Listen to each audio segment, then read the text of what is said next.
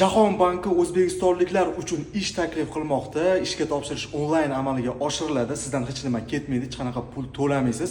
Hozir qanaqa ariza to'ldirishini ko'rib chiqamiz.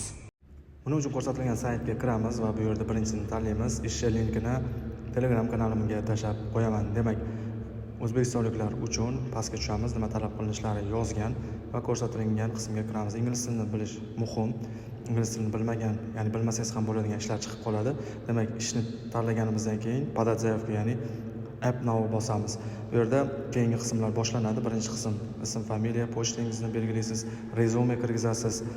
Keyingi qismlarda sizning shahringiz, davlatingiz, hamma narsani belgilaysiz, nechta til bilasiz, qayerda o'qigansiz, ma'lumotlarni tanlaysiz. 3-qismida mana bu savollarga javob berasiz. 4-5 qismi va 6-qismi savollar, qayerda turishingizni barchasini belgilagandan so'ng oxirgi qismida belgi qo'yib submit tugmasini bosasiz va ariza yuboriladi.